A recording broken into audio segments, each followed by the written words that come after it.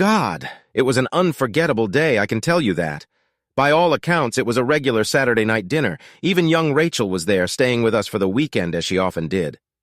I suppose I'd better explain why Rachel was there. Rachel's mother, Andorra, who by the way I'd never met at the time, was a widow and worked almost every weekend as a cab controller. Otterly and Rachel had become best friends in high school, and from then on it was common for them to sleep over at each other's houses. Eventually, it became standard procedure, with Rachel sleeping over on Fridays and Saturdays while her mother worked 12-hour night shifts and carved out a few hours to sleep during the day. Marge, Otterly's mother and my ex-wife, obviously knew Andorra well, but to be honest, I never saw her at the time. Not for any particular reason that I can name, except that Marge thought the lovely Andorra would turn my head. It was just the way things were. I was traveling a lot at the time. The company I was working for was young, and we were trying to grab a piece of the market that had been tightly packed with other suppliers for years. As it happened, Marge was dropping off and picking up the kids all the time. On Sundays, though, Rachel was often picked up from our house in any of the cabs that passed by. I think Rachel liked that the cab drivers who came to pick her up were spoiled with sweets, ice cream, etc. However, Otterly didn't mind when they came to pick Rachel up either. She usually got the same treats they did. There was oh yes, that infamous Saturday night dinner. The four of us were sitting around the table eating. Marge had just served us sweets, and I think I had just returned to the table after putting away the main course dishes in the kitchen. Anyway, without thinking about the fact that there were two girls sitting with us, and without any prior warning or preparation, Marge suddenly announced, "Pete, I want a divorce. I'm leaving you." Then she settles into her sweetheart like she didn't drop the biggest brick she could think of on my head. Excuse me? I think that was the end of my response. When your wife, with whom you have lived for 10 years, suddenly makes a statement like that in a conversation, your first reaction is to wonder if your ears have deceived you. I said I want a divorce. I found someone else and I want to spend the rest of my life with him. And what the hell could I possibly say to such a statement? Not forgetting, of course, that there were two impressionable 8-year-old girls sitting at the table with us, one of whom was our daughter, watching my every word and/or physical action. I believe that under the circumstances I displayed that day, the exceptional self-control and patience of a saint. Upon reflection, I have always been proud of the self-control I displayed. I sat there for a while, going over Marge's words in my mind, until I convinced myself that I wasn't crazy that she just said she wanted me out of her life. I must have made some stupid statement like, "If that's the case, I'm going apartment hunting tomorrow," or something like that. Remember, I was in a state of shock at the time, so my recollection of the details is probably somewhat faulty. Anyway, I said something about going to move out of the house, but Marge came back with a real hammy. "No, you'll have to keep the house. I won't need it, and you'll need it for Utterly." I stopped pretending to eat the rapidly melting ice cream on my plate and stared at Margie. "I'm going on a trip around the world, and Utterly at her age can't afford to miss all her schoolwork," added Marge nonchalantly, not even raising her eyes from her dish. "You've got to be kidding me," I replied in a rather louder voice than I intended. Look, I wasn't holding back my emotions for Marge's sake, but for the sake of the two impressionable girls at the table with us. On reflection, Marge probably decided to make her statement during the meal because she knew full well that I would hold back in front of the children. "I want to see the world while I'm still young enough to enjoy it," replied Margie, completely unaware of the irony in her words. At this point, words failed me, and if it weren't for the seriousness of the situation, I might well have burst into laughter. You see, when Marge and I first met, I was very passionate about traveling. I grew up with the plan that when I finished my engineering degree, I would travel the world for a few years before settling down. When Marge came into my life, I saw no need to change that plan. I imagined Marge and I traveling to exotic places together. Marge, however, saw things a little differently. Yes, like me, she longed to see the world. The Grand Canyon, the Rocky Mountains, and the huge redwood trees that grow there. We even talked about places like Ayers, Rock, and Oz in the North Island of New Zealand, with its boiling mud pools and stuff. A buddy of mine from New Zealand used to tell us about his ski trips to the South Island. It always sounded fun, at least a little more exotic than the Alps. But Marge had a slightly different game plan than I did. I assumed that we would get married and leave as soon as we got our diplomas. using the savings that we and I had managed to stash away. I figured we'd travel for a couple of years or so and then come back to the UK, settle down and have kids. That's assuming we didn't find another place we wanted to settle while traveling. Marge planned to have children first. Ironically, while I'm young enough to enjoy them, was exactly what she said. Irony or what? At the time, I thought I understood Marge's position. Her parents were already quite old when her mother gave birth to her, and she was always aware of that fact. Anyway, Marge's idea was that when the kids were out of the nest, we would travel the world together. Apparently, Marge had changed her mind. Maybe taking care of Otterly wasn't as much fun as she thought it would be. I know that the pregnancy and the birth itself was not to her liking. The idea of having 3 children was quickly dropped from the master plan as soon as Otterly was born without much discussion with anyone that I was aware of. I think that's when I almost broke down, but I couldn't laugh out loud, although in retrospect I should have. I couldn't sit there and listen to Marge's ramblings any longer, or I'm sure I would have snapped and done something I'd regret for a long time. I just got up from the table and went out into the garden where, for some reason, probably out of habit, and because it was just a job that had to be done, I started pruning the roses. I don't know how long it was before I realized I had company. First, I noticed Rachel's hand. I think she had started trimming the bush next to the one I was working on. Then I noticed Otterly working on the bush on the other side of me. Neither of the girls said anything to signal their arrival. "Watch out for thorns, girls, you're not wearing gardening gloves," I automatically warned. "You'll be careful, Dad," replied Otterly. "What does your mom do?" I asked, as if offhandedly. I don't know why I asked my daughter that, but it was another automatic answer. "I think she's upstairs packing," Otterly replied calmly, as if this was a common occurrence. Suddenly I was so angry again that I couldn't keep pruning the damn roses. I was afraid that if I did, I would rip off the fresh flowers as well. I stepped back and watched the girls. True, I wanted to rush upstairs and throw Marjorie off, but not so much for announcing out of the blue that she was leaving me, rather for the fact that she had effectively declared to our daughter that she didn't want Otterly to go with her. I couldn't understand how any mother, much less my wife, could do that to her child. "Sorry, Otterly," said I without any further explanation. "Why, Daddy, you didn't decide to leave us, but Mom did," my daughter replied, obviously understanding the point of my apology. "Most of the kids at school are their dads who have left. I'd rather stay with a dad who loves me than a mom who Otterly didn't finish the sentence, and I still wonder what she meant to say. I've always wondered, but I suppose I'll never know what I've missed over the years. Could Marjorie have somehow let Otterly know that she didn't love her?" Marjorie always seemed to me to be a loving mother to Otterly. She also seemed to tenderly care for Rachel whenever she was in the house. But if I was blind enough not to notice that my wife had a gorgeous man stashed away somewhere, I had to wonder what else I was missing. But perhaps Marjorie Otterly's words conveyed that her mother doesn't love her just because she doesn't take Otterly with her. Suddenly I noticed that both girls were working together on the same rose bush. Moreover, they were holding hands. One was pulling out dead rose heads, and the other was taking them from her and throwing them into a basket. Almost at the same moment I realized I could hear Marjorie talking to someone, probably her new man, on the phone in the bedroom. The windows were open because the day was warm. I couldn't hear what she was saying to him, but knowing that children often have much better hearing than adults, I figured the girls could probably do it. "Ice cream," I announced loudly. "Come on, girls, let's get ourselves the biggest ice cream we can find, shall we?" I knew they had just had ice cream for dessert. My own had melted as I put it on the plate, but it was the best idea my confused brain could come up with on such short notice.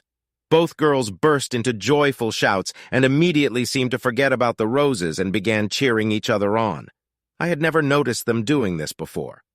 I found myself walking to the car with an 8-year-old girl galloping on either side of me, each holding onto one of my hands. To make it a little more special, I didn't take the girls to one of the local fast food places.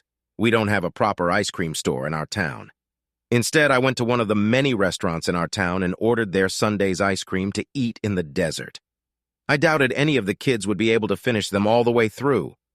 How wrong I was.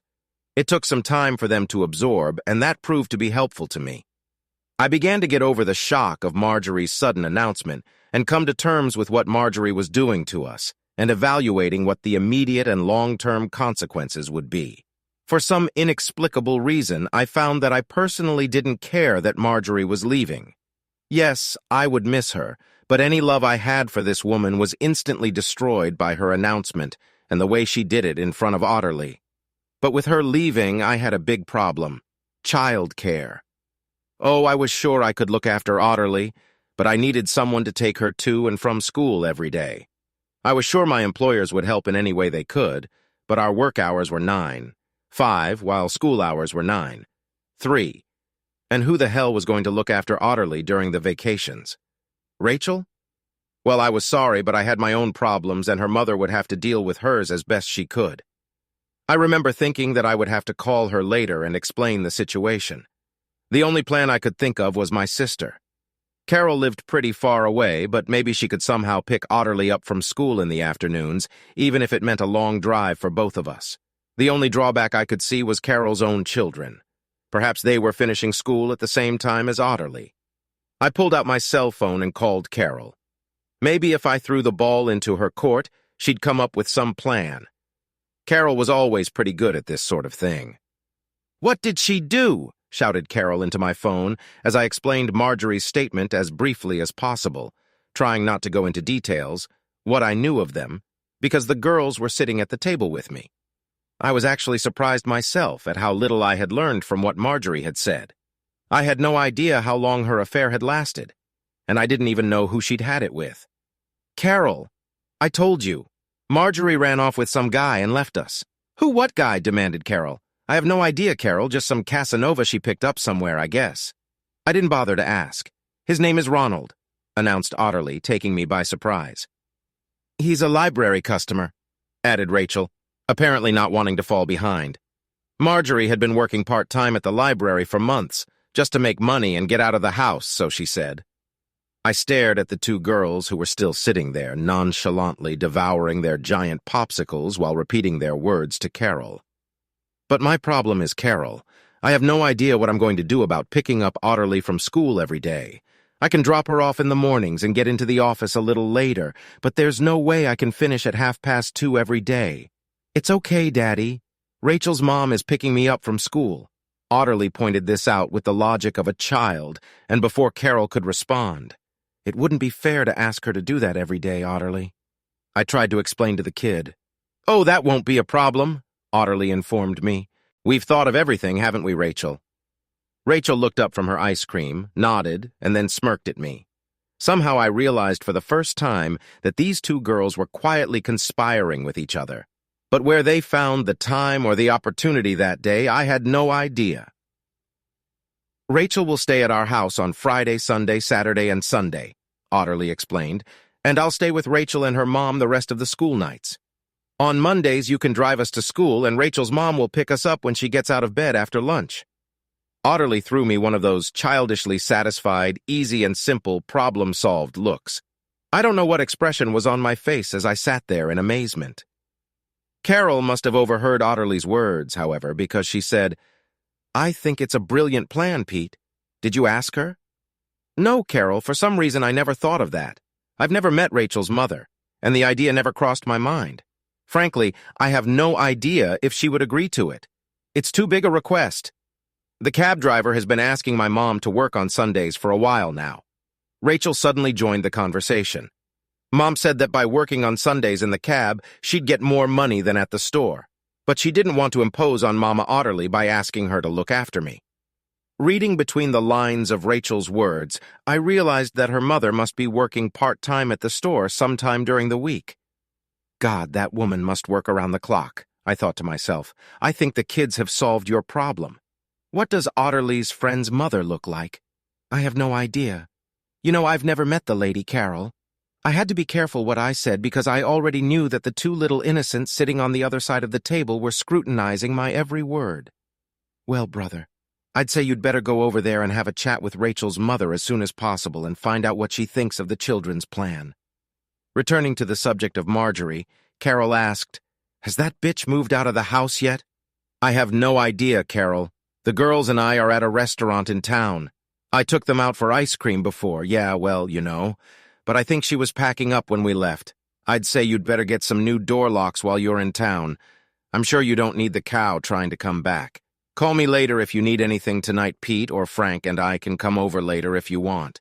But if we both come, we'll have to bring the kids with us. Thank you, Carol, but I don't think it will be necessary. You know, I think all the help I'm going to need this evening is sitting here with me right now." The two girls granded at each other, then at me, and finally greeted each other again. I was to see them do this many times over the next few months. Only at the time, I had no idea what the little fools were really up to. Another thing I hadn't noticed was that Carol not only wasn't surprised to learn that Marjorie was leaving me, she wasn't particularly upset about it.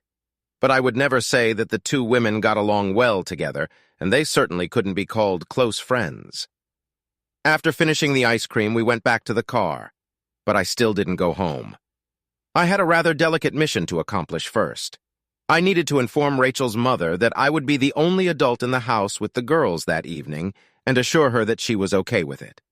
There are some pretty strange personalities these days, and as far as I knew, Rachel's mother had never caught my eye. I pulled up outside the cab office and, leaving the girls in the car, went inside to find Rachel's mother. "My name is Pete Thomas, and I'm looking for young Rachel's mother." I turned to the cabbie sitting behind the counter, who I thought vaguely remembered picking Rachel up from home one Sunday afternoon. This may seem strange, but at the time I had no idea what Rachel's mother's name really was. Both Marge and Utterly always called her Rachel's mother, and Rachel always called her Mom. A few guys, obviously cab drivers on break, were sitting in old armchairs drinking tea or coffee.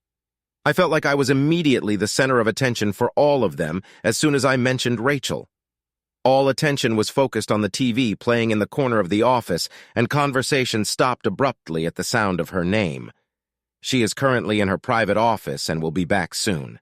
The guy behind the counter smiled at me and gestured to a door with a ladies-only sign on which, however, some weirdo had pasted a piece of paper that read, "And Door A Office." I stood and waited, trying not to show that I'd noticed that everyone there was studying me intently. It seemed like an eternity until the door finally opened, and I got the surprise of my life. I don't know how I expected to see Rachel's mother, but it certainly wasn't what she really looked like. Not that she was dressed to the highest standard. In fact, she was wearing just a pair of old jeans, very tight-fitting, and an equally blue blouse tight on her figure. But damn, she was one of those women with looks. She'd look good in an old bag, too. Add to that the flawless makeup, not too elaborate to emphasize her facial features, and not a single carelessly styled hair. God, this woman looked like a runway model. She glided along with the same grace, style, or whatever you call it that they did.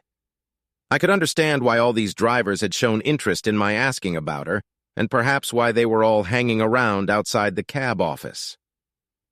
"Andorra, there's a guy here to see you," said the man behind the counter. "Hey, Pete, is something wrong?" she asked with a wide smile on her face, but with perhaps a slightly concerned tone in her voice. "Yeah, no, well, maybe," I replied, nervously looking around at all the guys who by then were pretending not to look or listen to us. "But Rachel is fine, and there's nothing to worry about. I just think I should let you know what's going on. That's all. Can we talk somewhere private?" Instantly, all the guys started getting up from their seats, I guess, to go outside and leave us alone in the office. But Andorra told them to stay, and we went outside. "What's up, Peter? Don't you look too smart?" said Andorra as the door closed behind us. But then she noticed the girls huddled against the car window and waved at them. "The problem is, Andorra, Marjorie left me," I stammered. I felt very strange talking to her, and even calling her Andorra, since it was the first time we had met. I was also confused that she recognized me immediately and knew who I was. I was sure we had never met before. My God, poor thing, was her first reaction. Then her mind must have realized the possible consequences. "Does this mean we have a childcare problem tonight?" "Oh no, Andorra, I was still having trouble with that name. It's just that we've never met, and I thought, well, I don't know what I thought. I think you should know that I'll be watching the kids alone tonight. I just thought you should know, after all, we are complete strangers." "Not so much, Peter. Rachel talks about you all the time. You may not realize it, but she treats you like a surrogate father. She even has a picture of you along with a picture of my husband next to her bed." "Oh my God, where did she get that?" "I utterly gave it to her, I guess. Anyway, do you want me to take the day off and take the girls or something? I can if you want to be alone. Oh, God, no. No, I just thought it would be wise to let you know the bill. If they hadn't come this afternoon, I'd have been in a complete mess. I'm fine looking after Rachel. I was just a little worried that you should know. No, I'm sure Rachel couldn't be in better hands, Peter. She reached out and took my hand as if to emphasize it. I'll come and get Rachel in the morning. No, you need to get some sleep. 5 hours as usual would be just fine. But maybe you can stop by and see me on your own because we really need to discuss what's going to happen in the future. If you want, I can bring Rachel home. Oh yes, the future. I hadn't thought of that. And/or replied, and an even more concerned expression appeared on her face. The possible long-term consequences of Marjorie leaving me must have suddenly crossed her mind. Don't worry, I think we can work something out. The girls are already full of ideas. I smiled at her as best I could, and/or looked a little relieved. Oh yes, but I'll take Rachel. I'm sure you'll have plenty of things you need to focus on. Thank you, yes. I guess that's the way it is, if only I could figure them out. I'll see you tomorrow night then, and please don't worry about Rachel. She's a wonderful girl. Aren't they both commented, and/or as we walked to the car, where she had a word with the girls, kissing them goodnight and telling them to behave themselves? When we pulled up to the house, an unfamiliar car was parked in my driveway. Marjorie got out of it and pulled up as I pulled up to the curb. Where have you been? I've been waiting here for you for hours, she demanded, after which she curtly informed us that she was on her way out. Honestly, even after the bombshell she had dropped on me earlier, I couldn't relate her behavior and speech to the woman I had been married to for so long. If this is who I think it is, I suggest you tell the bastard to get his car out of my driveway before I move it for him. I responded just as sharply. I was actually very close to the target, and I was extremely annoyed with Marjorie for having this guy there when we got back. What a way to rub my nose in it, I thought. In retrospect, I think I had impeccable control of my emotions that day. Admittedly, mostly because the kids were around, but it seemed to me that Marjorie was trying to get me to come clean. Perhaps she could use it as some kind of justification for her actions, if for no one else. Marjorie made a gesture with her hand, and the Jaguar started up with a roar, then slid out of the driveway and parked across the street. Ignoring the fact that Marjorie was standing next to the car, I put it in reverse and swung across the street to reverse into the spot where the Jaguar was parked.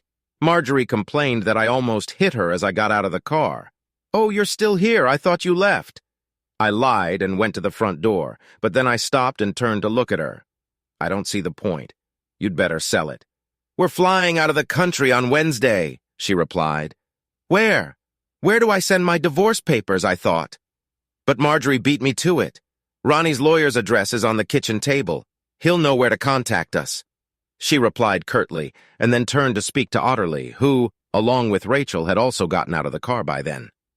I'm afraid I didn't wait to see what they had to say to each other, and my daughter and I have never discussed the subject since. But it couldn't have been anything special, because a few seconds later both girls followed me into the house and shut the door tightly. What I didn't see, but heard, somewhere in the back of my mind, was the distinct slap of their hands as the little devils high-fived each other again. I'm afraid to say that at that moment I didn't pay any attention to the sound. The girls and I settled down on the couch and watched a little TV, after which I told them that I thought it was time for them to go to bed. They both gave me a quick kiss on the cheek and then went to bed without argument. As I recall, that was a first on Otterly's part. I have no idea what time I ended up going to bed, although I admit I had a couple of whiskeys that night to help me sleep. Sunday morning, I awoke to the familiar smell of frying bacon permeating the house. For a moment, I forgot that Marjorie had left and looked at the clock, wondering if she had gotten up first on Sunday. Then the memories of the previous day came over me, and I looked around the room. Something about it was wrong or out of place, but for a few seconds I couldn't figure out what it was. And then I realized that when I had gone to bed, there had been signs of Marjorie's departure everywhere. The drawers of the dresser had been half open, the closet doors had jar. Now they weren't just closed, all signs that Marjorie had ever existed were gone from sight. Even the damned pictures of her mother and father, which I remembered noticing when I noticed she'd left, weren't on the dressing table, now completely empty. I got out of bed and headed to the bathroom to do my usual ablutions, and to my even greater surprise, the personal items I was sure Marjorie had left there were gone as well.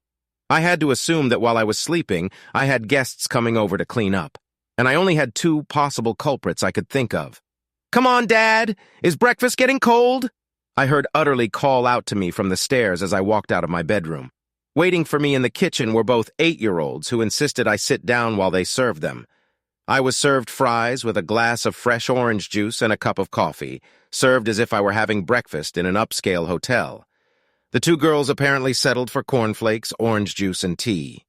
I made the requisite enthusiastic comments about the fine breakfast and the skill of the chiefs, and was rewarded with broad smiles on the faces of both girls. Carol, her husband Frank, and their children arrived before we had finished our meal. Their arrival broke the enchantment and the calm a bit, but it was obvious that their arrival had been anticipated, or the girls had grossly overestimated my coffee consumption, because utterly, and Rachel quickly set Carol and Frank's coffee mugs down.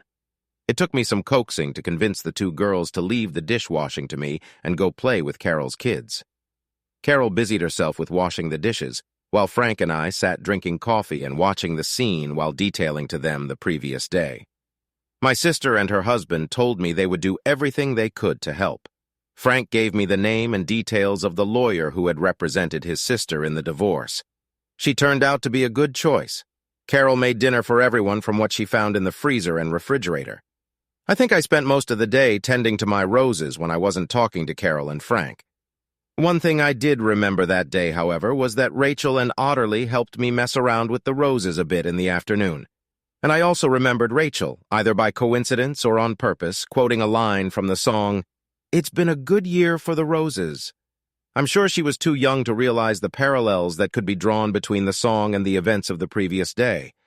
But I sure did. I will never know if I reacted in any way when Rachel said those words. But I do know that, consciously or not, Rachel has repeated that phrase often over the years. Both girls seem to love the song itself, and we hear them playing and/or singing it quite often, which is even weirder, especially if someone mentions Marjorie. The cab pulled up to the house around 4:30, and Andor got out of it. The girls led her into the house, and we got acquainted. Then Carol and Dora and I went into the living room, and Frank kicked all the children out into the garden and kept them busy. Andorra felt sorry for me for what had happened, and before I could say anything, Carol informed Andorra of the girls' plan for babysitting. Andor confirmed that she had mentioned to Rachel in passing that she had been asked to work as a supervisor on the Sunday night shift at the taxi stand, and said that she would get more money that way than she would for 4 morning hours at the local convenience store where she worked. Almost without further discussion or much change, it was decided to follow the plan the children had outlined to me the night before. With some vague discussion that Carol would help with daycare for both girls, a couple of days a week during school vacations, etc. Andor called the boss of the taxi company to check with him that she could take an extra shift. He was obviously over the moon and asked her to start work that evening. She looked at me for some reason for confirmation. I just smiled and nodded, so she agreed. It wasn't that simple because Rachel needed school clothes for the next day. So Carol drove Andor and Rachel home to pick them up, and Orderly insisted on going with her. As I carried Rachel's bag into the house from Carol and Frank's car, a thought struck me. "Andor, do you drive?" I asked. "Yeah, but since Tony left, I can't afford to keep a car," she replied. "How do you like the little Micro as a get-around car?" I asked. Andor stopped and looked at Marjorie's car parked beside the road. "I can't," she replied. "Why not, since she doesn't need it? She told me to get rid of the damn thing. You'll need it too, since you're going to be racing Orderly to and from school every day." "Are you sure?" she asked. "Come on," I insisted. "Let's call the insurance company and put you on my policy as a driver. We'll put Marjorie on my policy too, and let Roland the rat deal with all her insurance." "His name is Ronald Dad," Orderly corrected me. "Who cares what his name is? He's a Roland rat to me," I replied, perhaps somewhat sharply. "He can't be Dad, he's a Roland rat, funny and cute." I was corrected. Well, I couldn't argue with my daughter's logic, so I relented and changed things up a bit. "Okay, if you insist, it'll be Ronald the Rat." I smiled at her. For those not in the know, Roland the Rat was a puppet character on a morning television news show at the time. Over the next few weeks, we all got used to the new routine. Although Carol, often with Frank and the kids, would show up on Saturday mornings to check the contents of the pantry and advise me to restock it. She usually finished cooking and lunch unless we went out to eat. And yes, that's right. Carol never actually wore white gloves, but she did tend to make captain's rounds while she was in the house.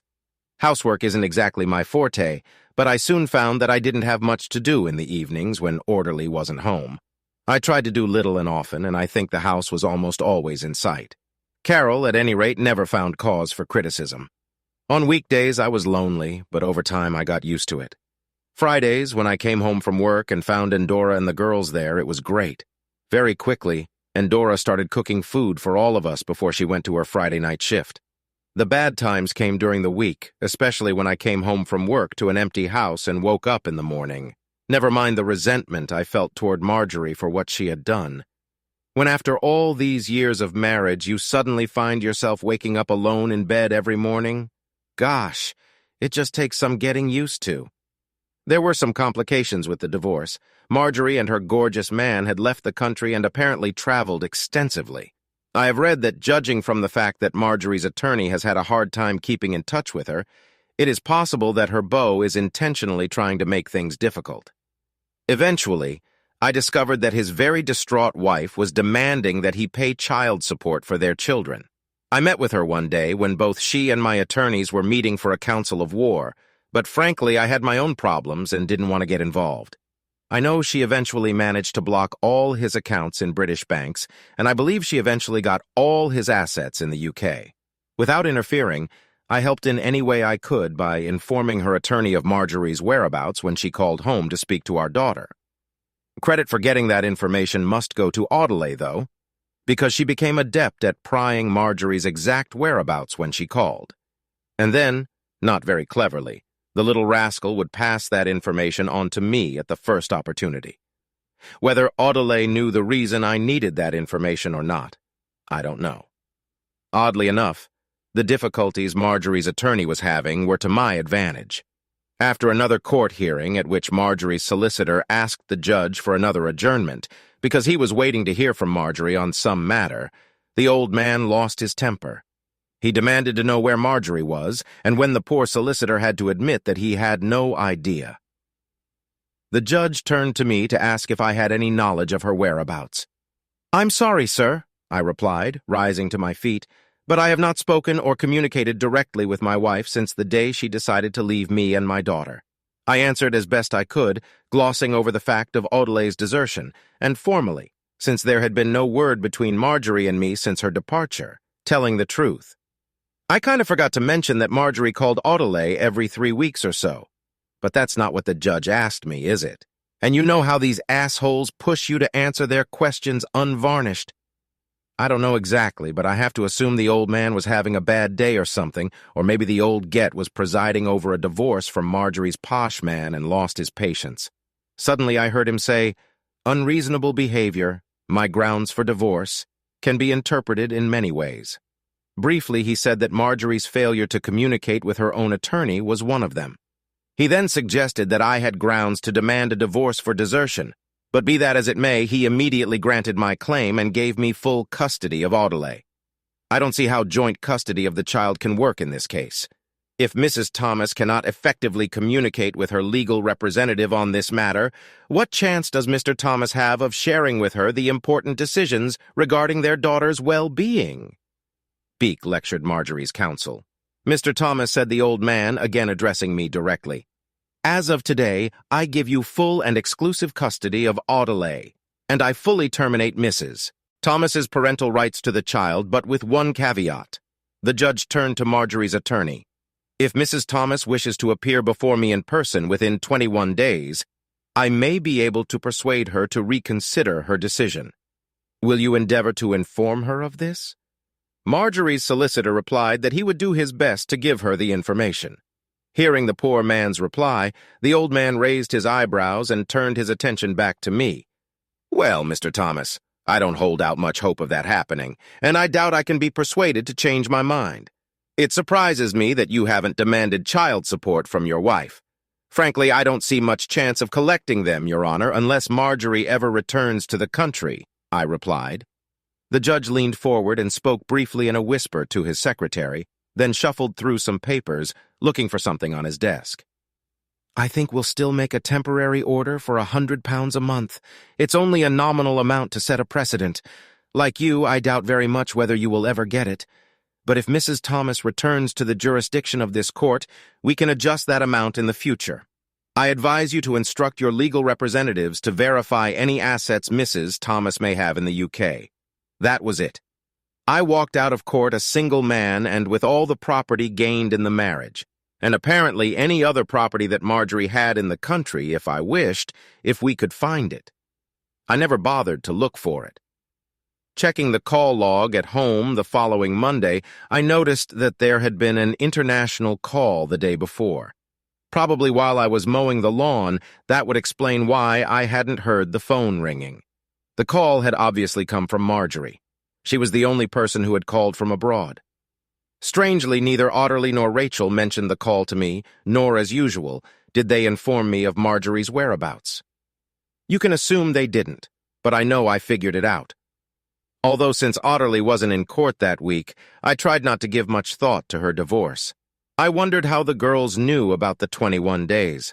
I doubted that the social worker the court appointed to look after her interests would have told her.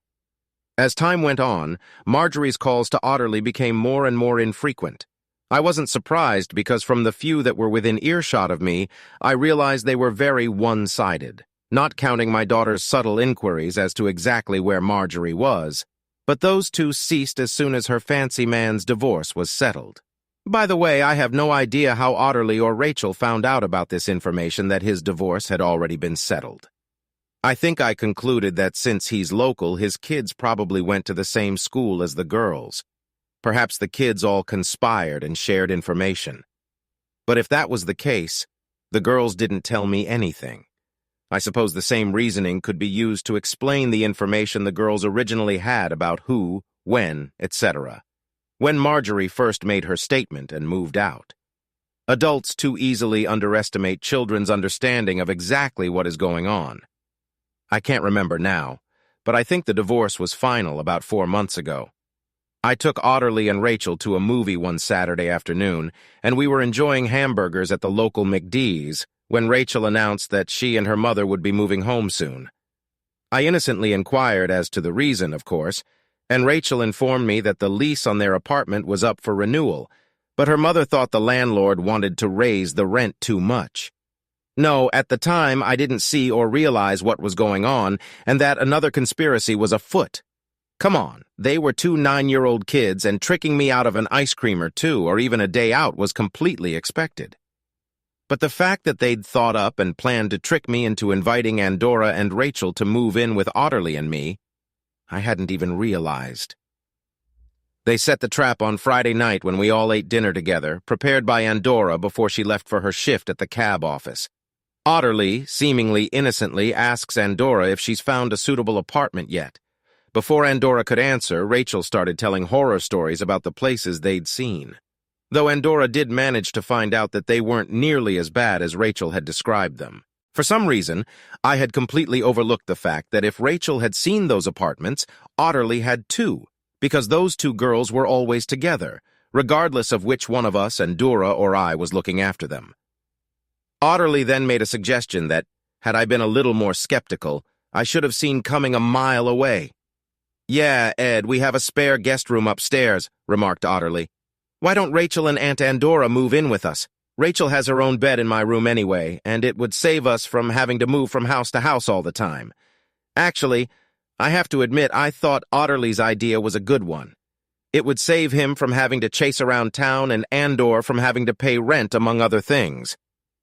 I looked at Andor for a clue, but she avoided meeting my gaze. I found myself in an awkward situation.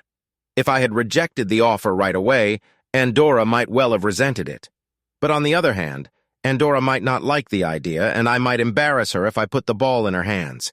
I decided that the safest way out was to muddy the waters a bit. "Well, honey, you see, Sometimes there can be problems when a man and a woman who aren't married live in the same house. You know, some people might get the wrong idea, I stuttered. Surprisingly, Andor giggled. Geez, Pete, you sound like a real prude. No, Andor, I was just thinking of your reputation. My reputation? You've got to be kidding me. Do you want to know the real reason we're being forced out of our apartment? It's because I disappear every week on Friday, Saturday, and Sunday nights. What's more, I used to get a cab home in the mornings, but now I drive a brand new car. I don't understand. The Nissan isn't new. Yes, next to my neighbor's cars. Some of them are sure I could only afford a car like that if I had a certain night job. Andor sat and waited for me to digest what she'd said with a token expression on her face. You're kidding me, I gasped. No, I don't work. They wrote to my landlord. I told all of them that I work at a cab company, and I even talked to some of them when they called a cab. But the rumors don't stop. My God, the sooner you get out of there, the better. That's what I thought. But finding another decent apartment I could afford isn't as easy as it seems. What about Otterly's idea, since there's plenty of room? Are you sure? There was no enthusiasm in your words. Yeah, I bet you are. Without the girls, this place is like a morgue, and besides, you're not half as bad a cook as I am. Should I take that as a compliment? As for my cooking, yes. The room is over there if you want it, Andor, and from the look on those two faces, they can't wait. I pointed with a gesture to the two grinning faces of the children. We'll have to discuss the lease, suggested Andor. No, I don't think we will. Housekeeping isn't among my favorite things to do, and I've already told you that you're a better cook than I am. Maybe you'll become something of a home cook around here. Pete, I do it anyway, but I'd have to pay you something, at least for heating, electricity, and housekeeping tax, insisted Andor. Let's save that for later. Right now, I have to ask you if you're sure you want to move here. If you're inviting us, then yes, we'd love to. Then let's assume the deal is done. When do you want to move in? Oh yes, how about... Well, this apartment is furnished. Don't worry. Most of my things aren't worth worrying about. A lot of them can be thrown away. I sold all the good stuff years ago, right after Tony left when I was short of money. What happened? I asked. But I knew from the look in Andor's eyes that she would tell me when the kids weren't around. I'd been married to Marjorie long enough to recognize that expression.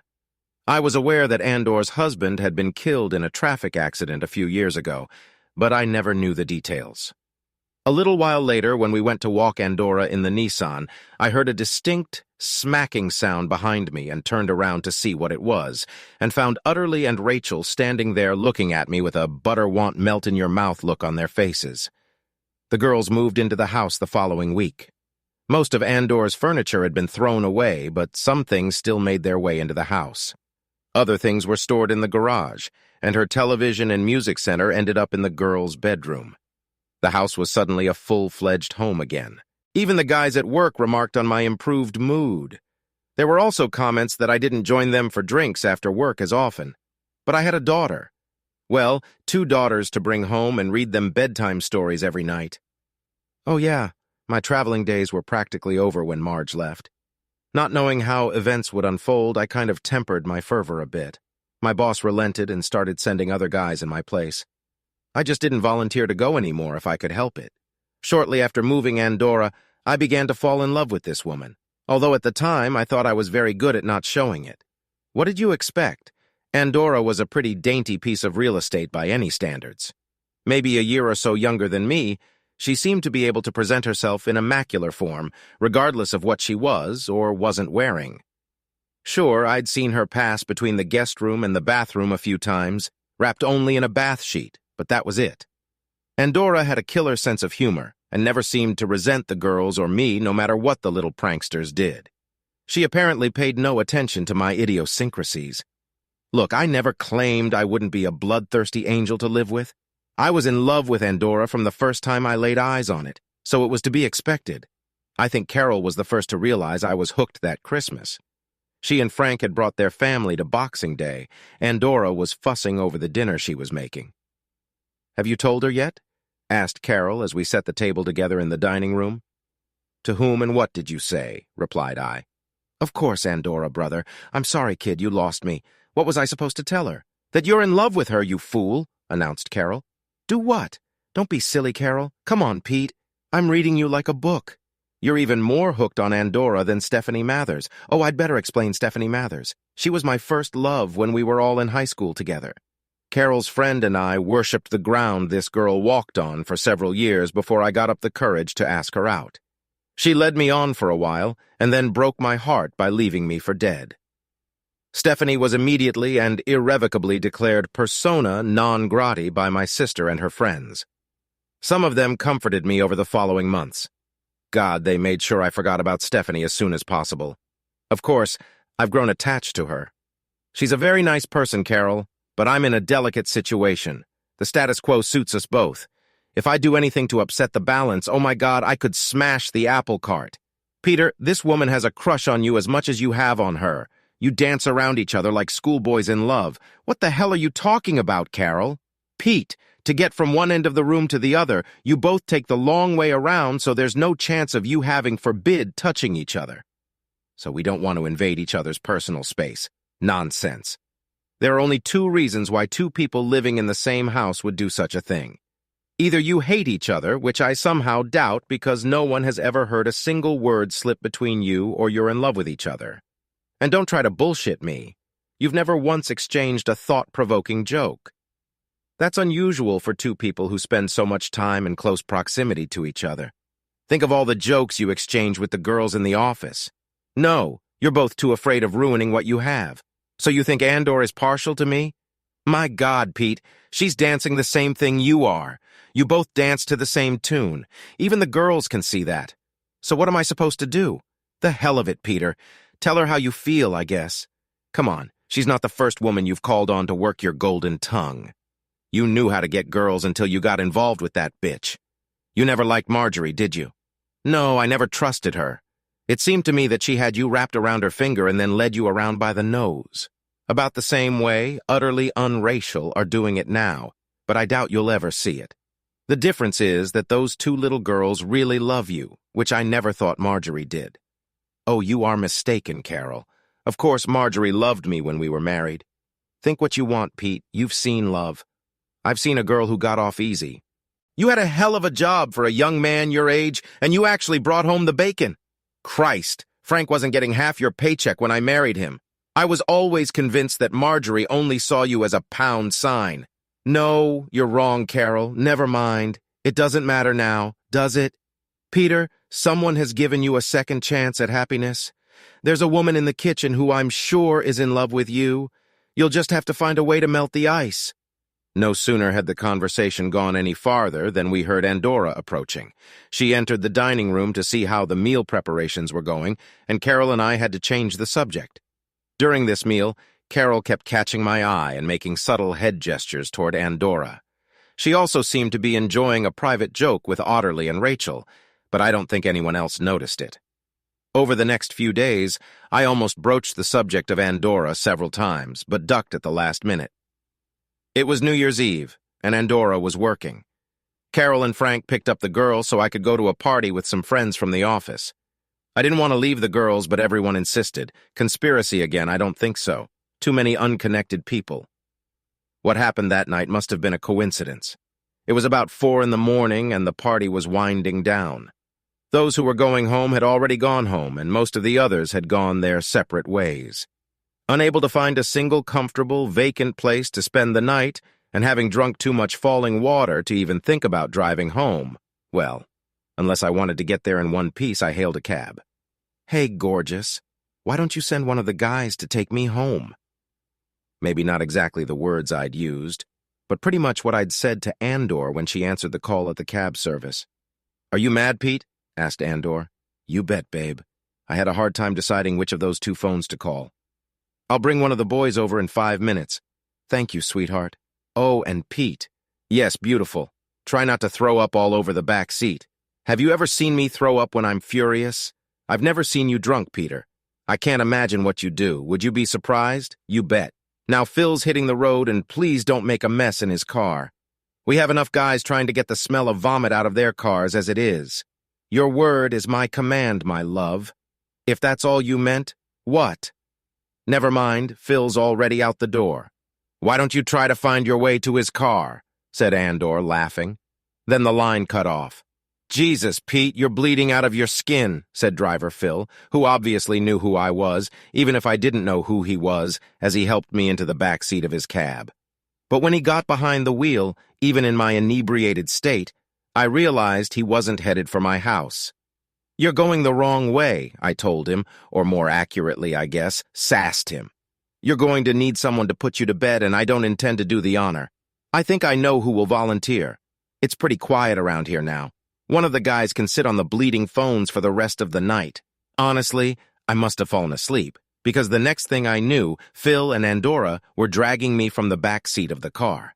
Maybe I did act a little helpless, especially when Andor clung to my arm to help me to the door and through it.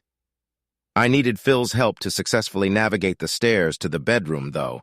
As soon as he was gone, I started playing possum again, and Andorra began loosening my clothes, trying to make me comfortable. You know that you can do some stupid things while intoxicated. Because of your lowered level of restraint, you can get away with things you would never dare to say when sober. For me, it was the perfect opportunity to try my luck. But perhaps the booze didn't help me choose the best words. Suddenly, the perfect opportunity presented itself. Andorra was leaning over me, staring straight into my eyes from very close up. You know you're one hell of an attractive little Andorra. Mud or die. And what does that mean? She asked. That you're good enough to eat and I'm hungry. I mouthed it slurred, probably with a drunken smirk on my face. Oh, yes, really? Well, I suspect that if you ate anything, you wouldn't be able to keep it down for long. How much have you had to drink today? Not enough. Jesus, Pete, you're as mean as a newt. Yeah, but if I drank a little more, I'd have the courage to tell you how much I love you. A wide smile appeared on Andorra's face. I'll believe it when you can tell me sober. Now get some sleep and we'll see how bad your head is in the morning. Good night, Peter, she added, then rose and left the room. No, you can't leave, I insisted. I might get sick and I might suffocate. Well, where am I supposed to sleep then? I grabbed Andorra's arm as she stood and pulled her gently so that she fell onto the bed beside me, where she didn't try to get up. Nothing more was said, and eventually I must have dozed off. Well, probably pretty quickly since I had so much booze in me. Andorra was right. The daylight pouring in through the bedroom windows was not helping my condition, and I was somewhat disappointed to find that she was no longer in the bed beside me. I wanted to lift my head off the pillow and suddenly realized that wasn't a good idea. I must have groaned in pain. Here, have a drink. I heard Andorra's voice from behind me. What is it? I asked, shielding my eyes from the sunlight as I rolled over to look in her direction. Well, it can't be poison until you marry me, right? I need to make sure I can get insurance on your life before I blow you off. How do you know I won't turn the table over and bump you first? I replied. If Andorra wants to play comedian, I figured I'd try to be witty too. No, you can't do that. You have 2 daughters you need someone to look after. One of them is yours. They don't see it that way, Peter. They like to think of themselves as sisters, and they both think of you as their father. What about you? I think I'm considered Otterly's mother now, too. Haven't you noticed that Andorra has stopped being a mom lately? She's called me mom several times in the last week, yeah? I hadn't noticed. I know, and you didn't give a hoot when Rachel started calling you daddy a few weeks ago. Oh, I'm not very observant, am I? Did she really call me her father? Daddy, to be exact, Peter. She's been calling you daddy for about a month now. Even Carol and Frank have noticed it. Oh, and you discussed it with Carol at Boxing Day? I discussed a lot of things with Carol on Boxing Day, Peter. Ah, that explains it then. What? Why is she already planning her wedding outfit? I replied with as much of a smile as possible, considering I had this little guy with Thor's hammer running around in my head. Andorra sat looking at me, still holding the potion she had prepared for me in her hand. Well, I asked after she apparently hadn't responded in ages. Andorra sat with a confused expression on her face. I expected her to ask a question in response to my comment, but it didn't come as I'd hoped. And what is it? She replied. So are you going to marry me or not? You didn't ask me to do that. I know I'm a coward. I was trying to get an answer from you before I asked. It's much better not to look like a prize prune when I get rejected. Well, we'll see. I guess you wouldn't look like a fruitcake if you asked. But, replied Andorra, but what? I have a confession to make to you before you commit to it. I'm not a widow, Peter. Tony's not dead. In fact, legally, I was never married to him. Or rather, I was married, but I wasn't. I think I'm losing something in translation, Andorra. Tony was a bigamist, Pete. He was already married when he married me, so legally my marriage to him is null and void. Oops. Can you say that? Tony actually married 3 of us at different times, and he fled the country during the trial. That's why I told Rachel he's dead. If he's ever tracked down, he'll be in jail for years. Not that I think they'll do that. The bastards have probably already tricked some other stupid cow into marrying him. So you're not a widow, and you've never been married, I said. No, technically I'm an unmarried mother. It's just a lot less complicated to tell everyone I'm a widow. In that case, would you do me the honor of? I never got around to asking the rest of the question, and Andorra never got around to answering it. I'm not even sure where the damn drink she brought me went. But we spent the next hour or so rolling around on the bed and the floor like a couple of teenagers. My headache almost forgotten. No, it wasn't. We just kissed and hugged and whispered silly, sweet nothings to each other. It was fun, although my head was still acting up. With a head like that, I don't think I could have performed. By the time Frank brought the girls home, it was about 3 o'clock in the afternoon. Andorra and I were sitting in the kitchen, making plans and thinking about how to break the news to the girls. But we didn't have to say anything to them. The little rascals seemed to get it right away. Maybe it was because Andorra was almost sitting on my lap when they came through the door. In any case, they stopped where they were, looked at us for a few seconds, then greeted each other again, and then went around the table and hugged us both. I think we both thought we had flashing neon signs on our heads, when Frank, upon entering the kitchen, did a quick double-take and simply said, "Congratulations, when?" Which Andorra and I translated as, "What date have we set for the wedding?" This necessitated further discussion, which involved Carol, whom Frank had telephoned. Eventually, a date was set rather arbitrarily from mid-February. Andorra and I wanted a rather modest celebration, while our girls wanted something more extravagant. I think we settled on something average. We decided to have the wedding itself at the registry office, and afterwards to have a rather lavish but small reception. Neither Andorra nor I had many living relatives afterwards. The registry office was chosen because, well, there were no announcements to read and no entries in the parish newspaper to worry about. Announcements like "Maiden of this parish and in the presence of her daughter" might have confused some people. Andorra was supposed to be a widow. After Frank went home, Andorra had the delicate task of giving her application to the supervisor at the taxi cab company. My wife wouldn't work the night shift for anything in the world, for reasons too numerous to mention, and personal pride or distrust are not part of the equation.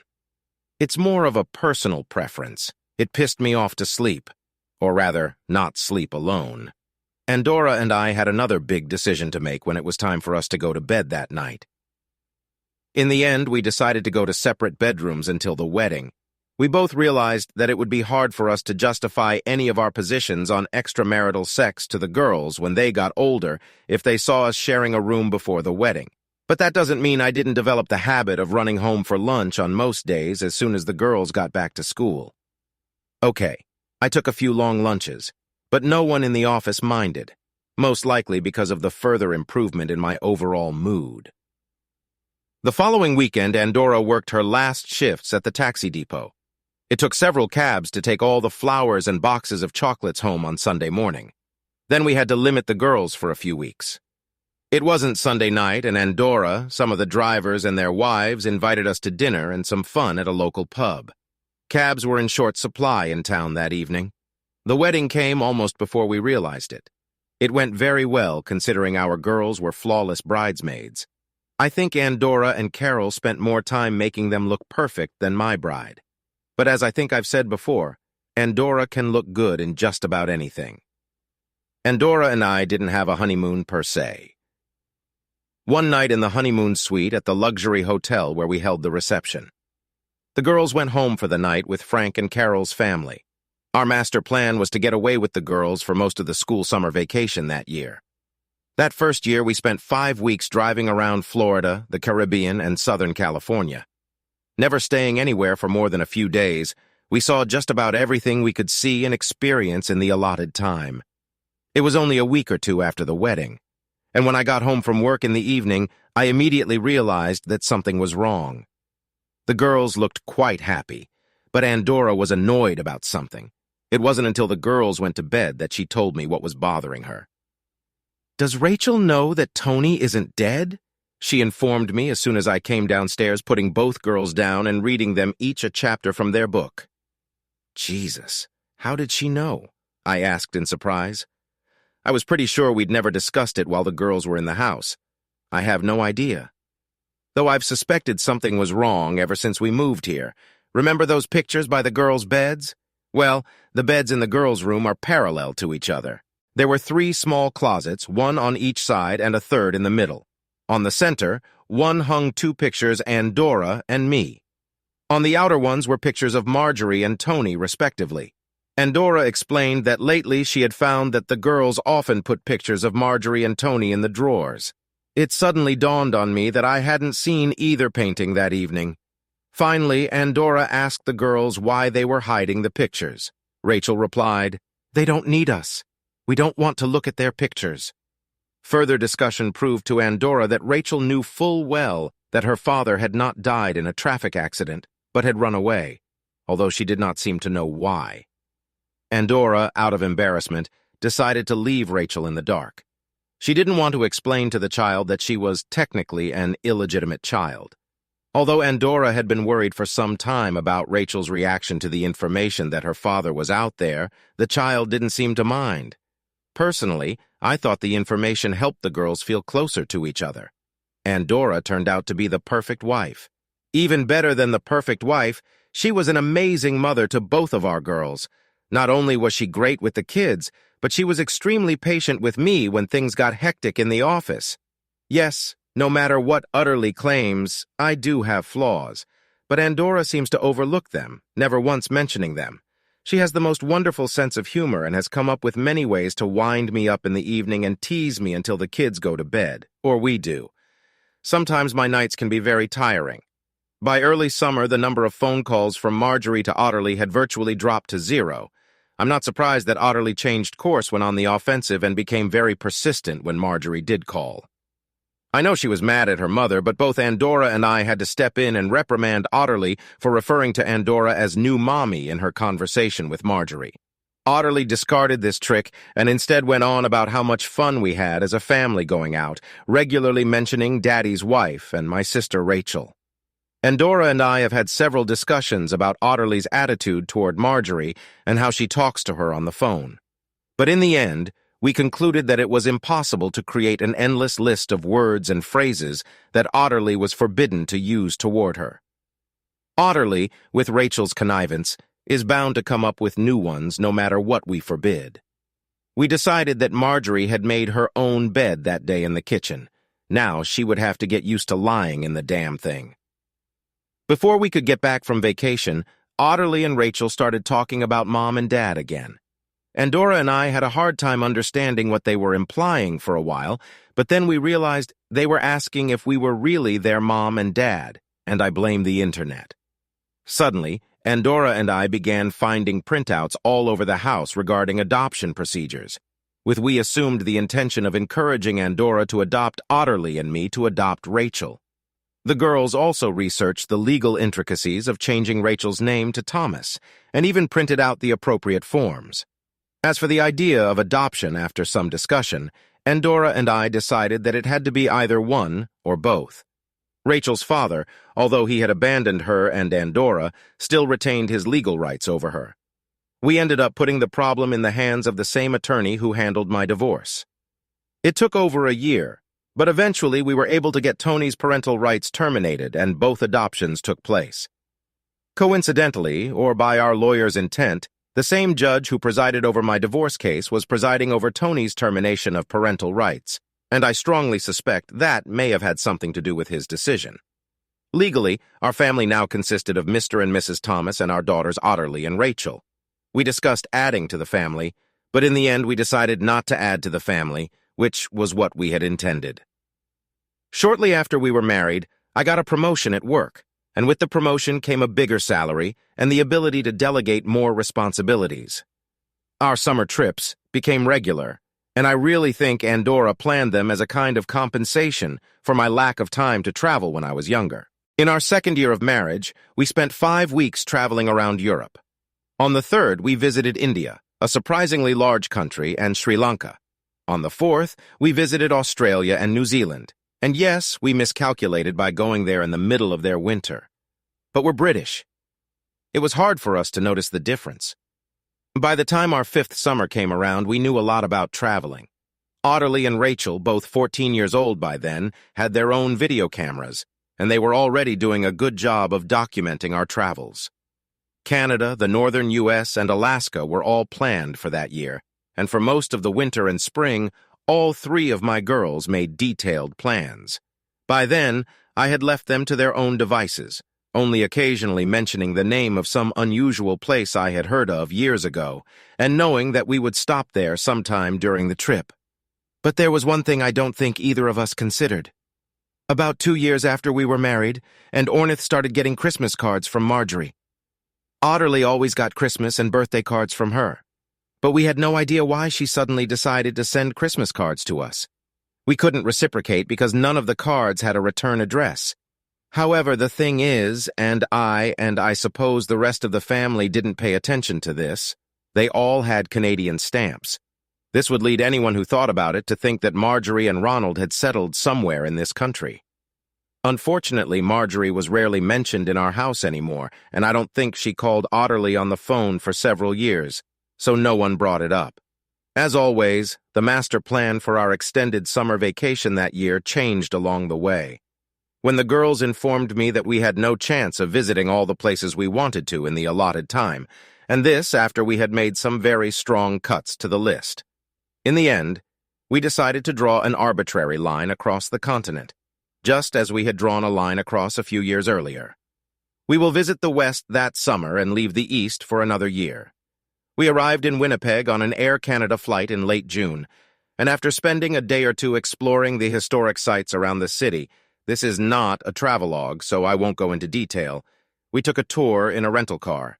From Manitoba, we traveled west to Saskatchewan, then turned south and almost back through the Dakotas, Nebraska, and Kansas, before turning west and then north again, driving through Colorado and Wyoming, where we spent a few days at what is known as a dude ranch. The horses were pleasant to ride, but I think I'll stick to English saddles in the future. As comfortable as the Western-type saddles were, I got the feeling that it wouldn't be so easy to get out of them if something went wrong. However, I didn't have the slightest confidence that it would happen. The rein on my neck was an interesting experience, too. There are two theories about riding horses or motorcycles when they get hit by wheels. Stay with it and hope you manage to regain control, or back off and hope you fall to the ground, get to your feet, and run. The prospect of being on a horse or motorcycle with a squealing engine and spinning rear wheel landing on me has never been my idea of a good time. Eventually, we entered Montana and stopped in a town I had heard about somewhere and had always wanted to visit. I must have read about this place in some Western. After checking into a hotel, motel, or whatever you want to call it, we headed to a restaurant, I guess a diner we had seen nearby. The restaurant was crowded and a little noisy. All the customers were chatting with each other. But suddenly there was a great rumble followed by absolute silence. Everyone fell silent, as is always the case in such cases. One of the waitresses dropped a tray of food for the poor. It's one of those reflex actions that you can't control, isn't it? Andorra and I, like everyone else in the place, started looking to see who exactly had so clumsily prevented us from eating by dropping the tray. A rather rash act, because surely the culprit would have been embarrassed enough to make a fuss. He certainly didn't want to be stared at by every passerby in the place. I quickly located the culprit and, to my surprise, recognized her. What's more, it was obvious that she'd noticed me, too. And on reflection, I realized that it was probably her recognition that had caused her to drop the damn tray.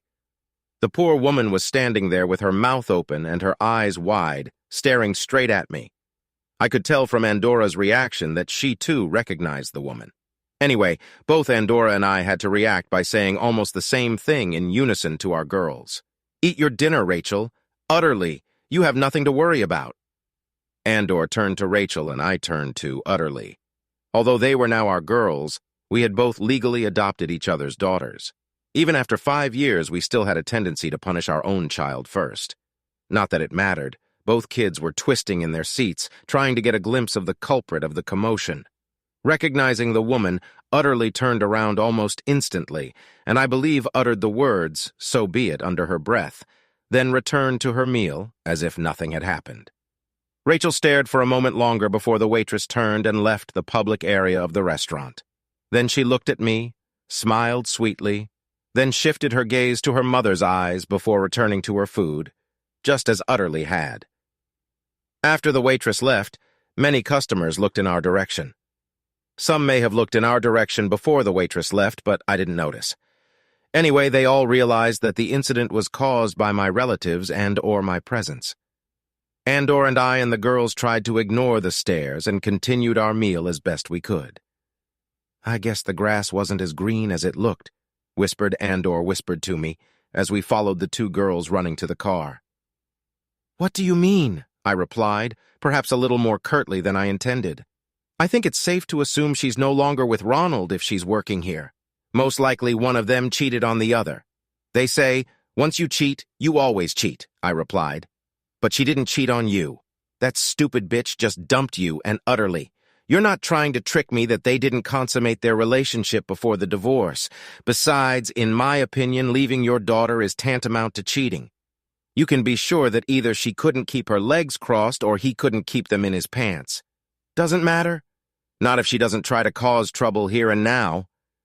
Utterly was confused enough as it was. "There's no need to put her through more turmoil. It's too late for her to try something like that, Pete. Besides, I think Utterly handled it a lot better than you did. After all, it was the girls who—" "Don't say that, Andor. I know exactly what those little ones did, and I'm glad we have a couple of manipulative little minxes, though sometimes I have to wonder how far their manipulations go." "What do you mean?"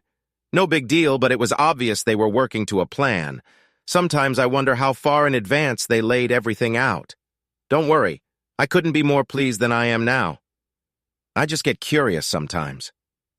By this time we had gotten to the car. I unlocked the doors with the remote as we pulled up and the kids jumped into the back seats. I opened the near front door and held it open for Andorra. But she didn't get in.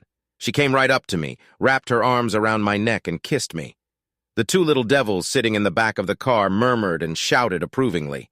This was followed by comments like "not in public," and "would you two please wait until you get to your room?"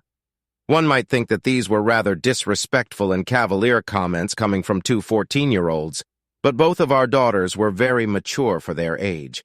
My goodness, how quickly they had to grow up. Andorra had lost her husband when Rachel was 6 and had lived alone for many years.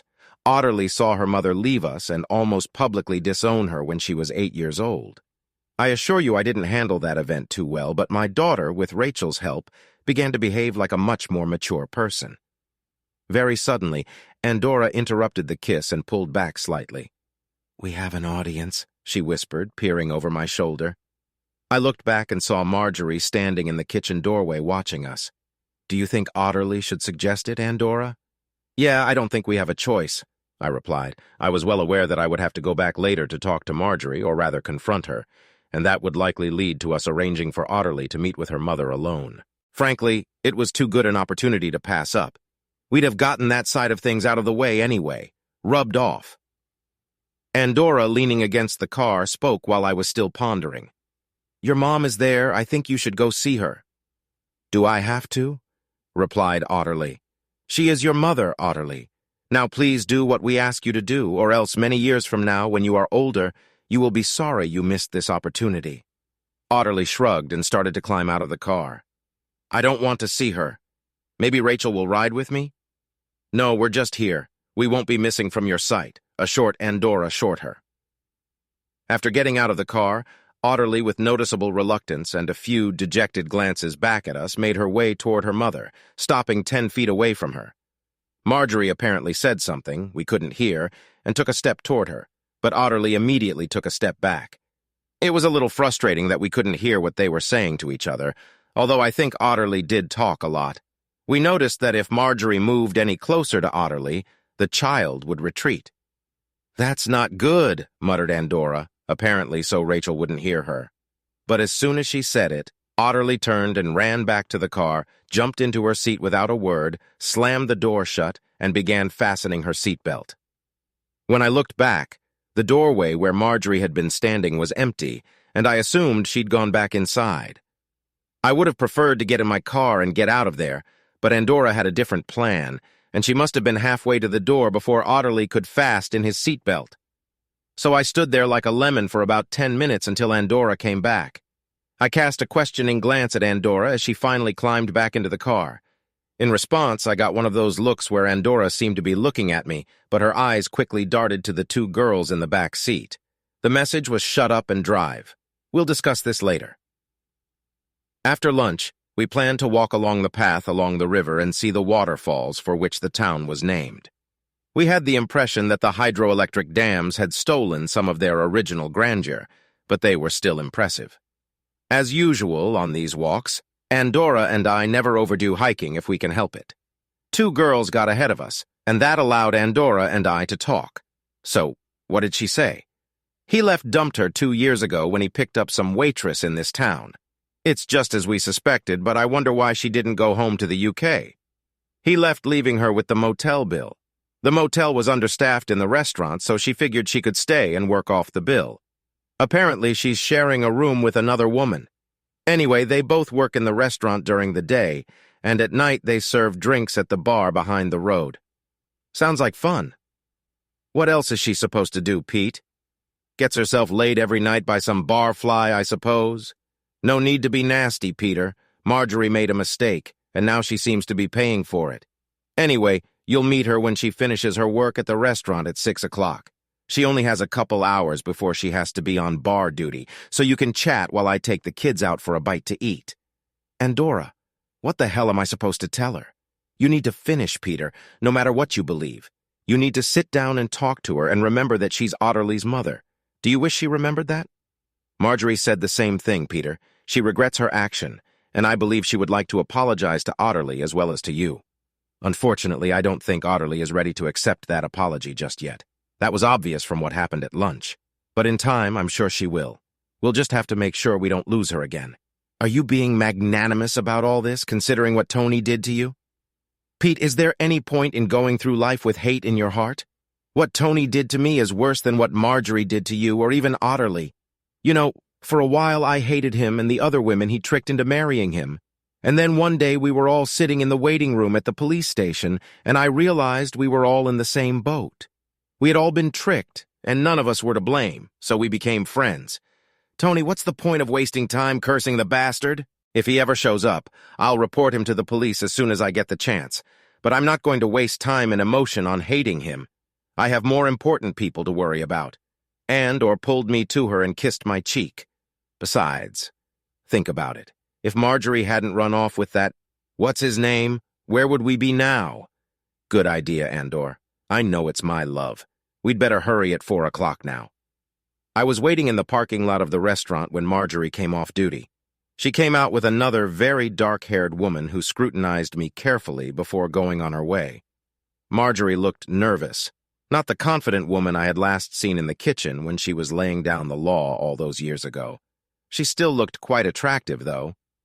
Hi, Peter. Thanks for coming over. The bar must be quiet at this time of day. Why don't we go over there and talk? I didn't speak in response, but gestured for her to take the initiative. I followed Marjorie to a booth at the back of the bar. It was obvious that we were expected. I noticed the dark-haired woman sitting behind the bar talking to the bartender as we entered. I also noticed that all the booths next to ours were empty. A dark-haired woman walked behind us and set 2 beers on the table, then said something to Marjorie, I think in Spanish. Marjorie only nodded in response. I assumed she had picked up the language during her wanderings. You wanted to see me, Marjorie, said I, reminding her that I had not asked for this meeting. I just wanted to say I'm sorry, Peter, she finally whispered. I only now caught her words. No, you have done me a great favor, replied I. Come on, I'm not cut out to be a bloodthirsty diplomat. Yes, Andor got the better end of the deal. I should have realized that she'd latch on to you as soon as I left, she replied bitterly. It was the other way around, Marjorie, as soon as I laid eyes on Andorra. I'm not quite sure how I wanted to end that sentence. Perhaps I thought that if I had met Andor before Marjorie left, I might have been the one to perform the act of walking. Maybe I'm wishful thinking, but somehow I doubt I would have done that. I'm the kind of person who is too bound by duty and other things to act so selfishly. Sometimes you wonder if this is a failure. What happened to Loverboy after all, I asked Marjorie, and where did that creep get all his money? You know he left his wife and kids without a penny, so she seized all his bank accounts. Ronald's money? What a laugh. You mean everybody else's money? He was a crook, Peter. He's wanted everywhere. I wouldn't be surprised if that's why he left me in the end. I helped him in some of his scams, and we had to leave Argentina quickly when my picture was in the local papers. I think he crossed the border into Canada when he found out the FBI showed up at the motel looking for him. Coincidentally, with one of the waitresses from the diner, ironically, I'm now doing the job of that bleeding waitress. Wasn't the FBI after you? No, pretty much yes, but I made a deal with them. If I'm willing to testify against Ronald when they get to him, then they agreed not to throw the book at me, and in return, I got a slap on the wrist. 2 years probation for aiding a fugitive to escape or some other nonsense. Mind you, I'm stuck in the country until they find the creep, and I'll have to report to the authorities every week or so. But it doesn't interfere too much because Buster, the deputy sheriff I report to, is here or at the diner most of the time. Are you still in debt? I was up to my ass in it. Like a prune, I signed over almost everything, including Ronald's rental car, and the bitch drove off in it. I've almost paid it all off, but there's still a few $1,000s of debt left. No, Pete, I can't. Marjorie saw me pull out my checkbook. For once in your life, do as you're told, Marjorie. Okay, I'll draw this up for £5,000. That's $10,000. That should get you out of debt and give you something to lean on if you need it. If you decide to return to the UK in the future, when and if they catch this creep, we'll help you find a place and get settled. But don't think that gives you the right to interfere and spoil our family. Oh, and you know the courts have stripped you of all parental rights to Otterly, don't you? She made that clear to me this morning. Oh, I'm sorry, that's not why we sent her. That's what I realized when Andor walked into the kitchen. Pete, I was stupid. I really never meant to hurt you and Otterly like that. I don't know, I just got confused by all of Ronald's exciting stories. It wasn't very interesting, I assure you. Marjorie, that was all a long time ago. To tell you the truth, I'm just glad you're safe and sound. But Otterly and I have a new life now, and I'm afraid you are no longer a part of it. Though Andor and I will try to make sure Otterly keeps in touch with you. That's more than I deserve, Peter, and I really don't deserve this check. Well, you'd better take it. It will ease my conscience a little when we leave here tomorrow. In the morning, we shall come to the diner for breakfast. Perhaps we can get Otterly to speak to you civilly once more. I don't deserve the kindness you show me, Peter. No, Marjorie, I had to make my point even if I tried to convince myself otherwise. But you're Otterly's mother, and there's nothing I can do about it. Now, if you don't mind, I'd like to go back to my family. Sure, I'm sorry, Pete. I got up and walked away without looking back. When I tracked down the girls, you could say they were all waiting for me. Breathless. I think that's the right expression. I took Andor aside and told her briefly about my conversation with Marjorie and the money I'd given her. She doesn't deserve you. That was Andor's only comment when I mentioned the check. That's pretty much what she said, I replied, kissing my wife. But you want to. Thank you, was all she replied to the remark. A little later, I contacted Otterly alone and was about to start the routine on, "You only have one birth mother," when she informed me that Andorra and Rachel had already arrived. From that point on, the conversation didn't go as I had planned. Otterly informed me that she would now be glad to talk to her mother the next morning and would also try to keep her mouth shut. She added the condition that she would not be alone with her mother and Rachel, or I would have to be present with her. When I inquired why, I was currently informed that one of us was always present during the fun. I don't know how I took that statement. I left it without comment. The next morning, Marjorie, Otterly, and Rachel sat at a nearby table and talked for a long time. I can only assume that Marjorie's friends were covering for her because I'm sure she had work to do.